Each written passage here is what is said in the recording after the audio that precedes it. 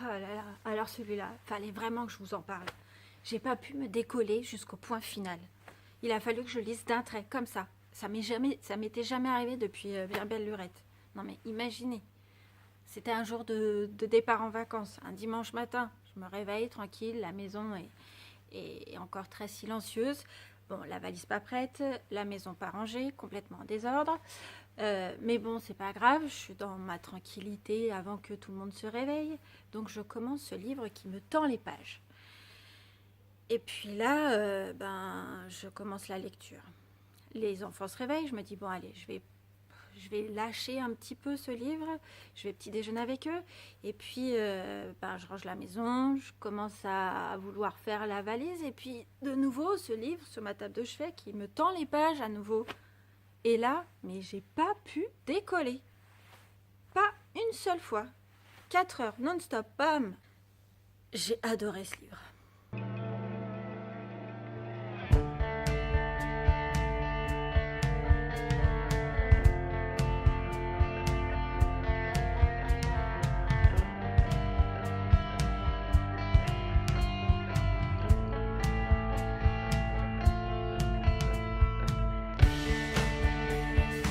Bonjour à tous et bienvenue sur la chaîne YouTube de la Médiathèque des Avenirs.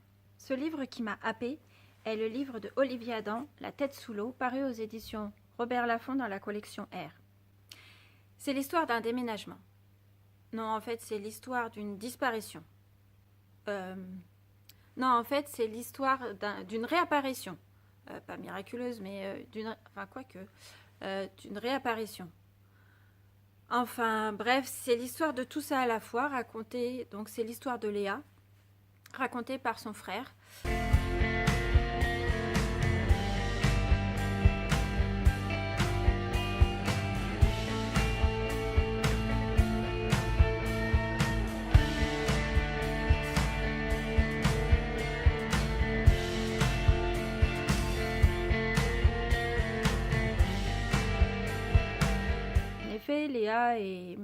Léa et son frère et ses parents, du coup, déménagent de Paris à Saint-Lunaire, sur la côte d'Émeraude en Bretagne. Et pour des ados, Paris, c'est vachement bien, ça bouge et tout, mais Saint-Lunaire, c'est une station balnéaire, c'est chouette pour les vacances.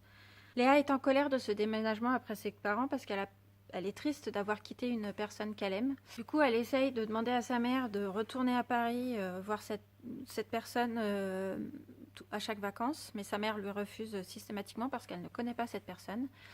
Et puis un jour, son oncle lui propose d'aller à un concert en Bretagne. Seulement ce soir-là, Léa disparaît. Pendant de longs mois, il va y avoir avis de recherche, enquête policière, angoisse immense des parents, et puis surtout séparation des parents, une famille déchirée, jusqu'au jour où Léa va réapparaître. Un promeneur qui passait pas loin d'une maison a entendu des cris et Léa a été retrouvée dans une cave, séquestrée.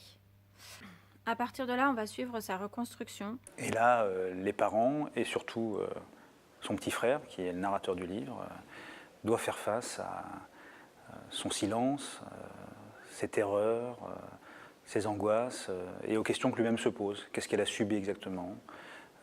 Pourquoi elle est à ce point-là apeurée? Pourquoi fait-elle des recherches sur un autre cas de disparition dans la région de Saint-Nazaire?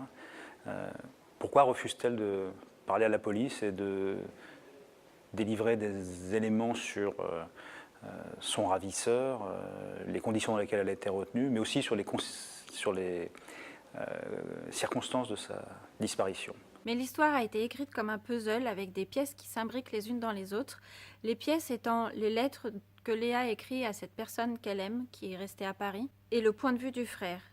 Olivier Adam a su me captiver dans cette histoire haletante avec ses descriptions de paysages. J'avais l'impression de me croire en Bretagne, donc j'ai trouvé ça magique.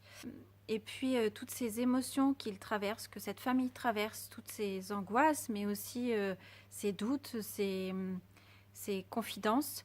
J'ai trouvé les mots d'Olivier Adam très bouleversants.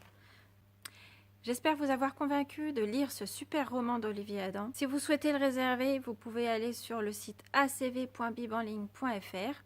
N'hésitez pas à laisser un petit commentaire si vous souhaitez partager vos émotions autour de ce livre. Je vous dis à très bientôt pour une prochaine vidéo. Bye bye!